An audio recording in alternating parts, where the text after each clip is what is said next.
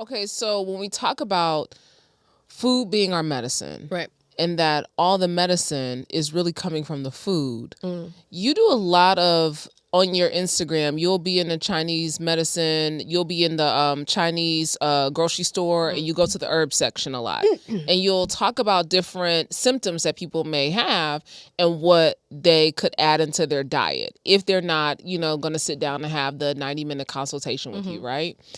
So for people who may have this liver stagnation, or their digestion is slow, or they're experiencing some sort of anemia, or even reproductive challenges, what are some herbs that they can implement?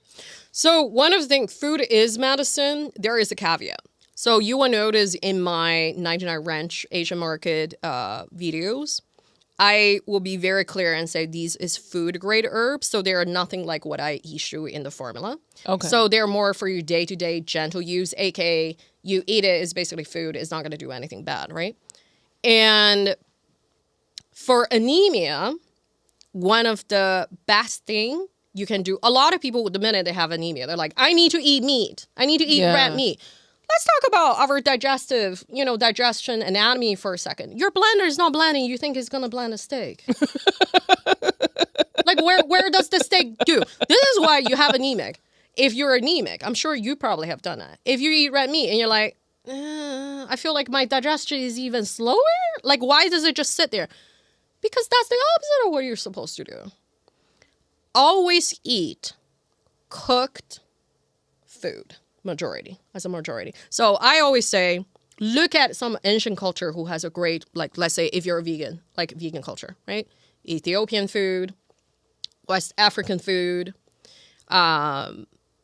Indian food. It's all cooked. It is vegan, but it's cooked. Eat your traditional food, because this whole new salad thing.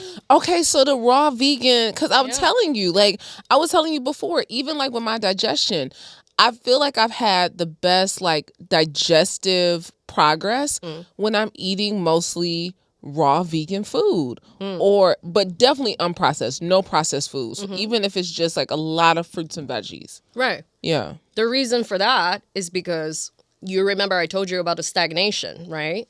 That make you feel like you're kind of hot on here, which is usually mental. So by eating raw vegan, it calms that somewhat, but it doesn't necessarily do good to your digestion.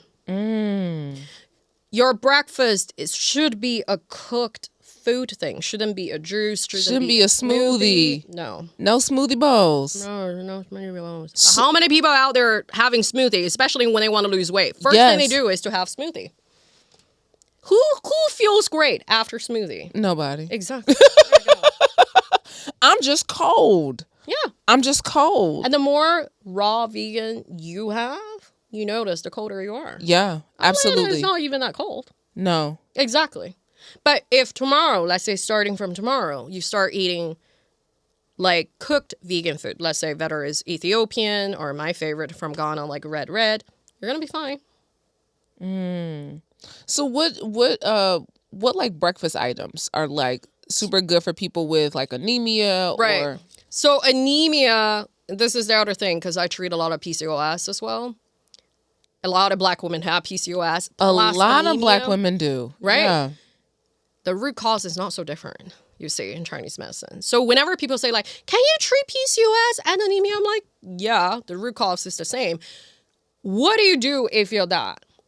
The largest meal of the day should be what? Breakfast. But most people, when you wake up, you have no appetite, right?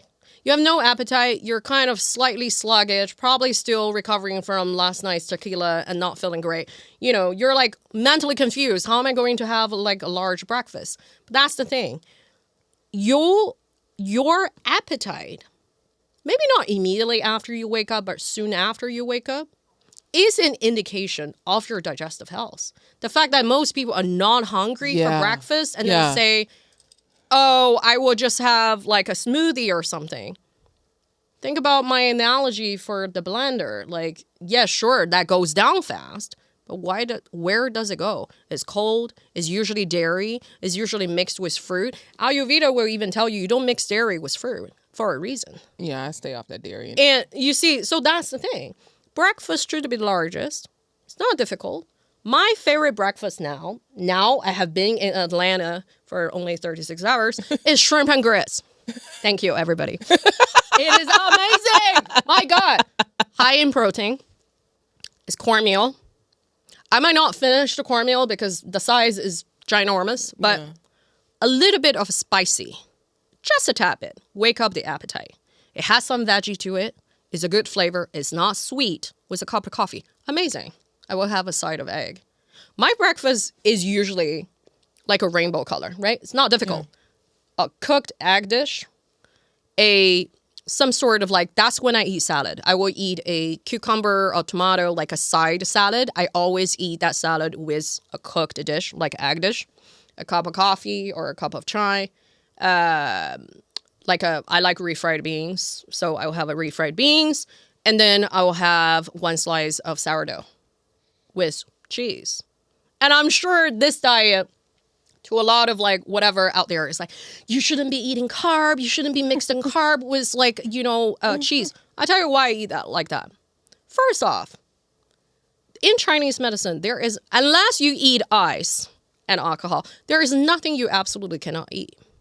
And the idea is always a balance. The hot chai has a lot of spices in it. Spice, yeah. It helps you balance the coldness of your salad, which reduces inflammation, right? And then the refried beans give you a lot of plant protein and energy. It's cooked, usually have a little bit of spice in it.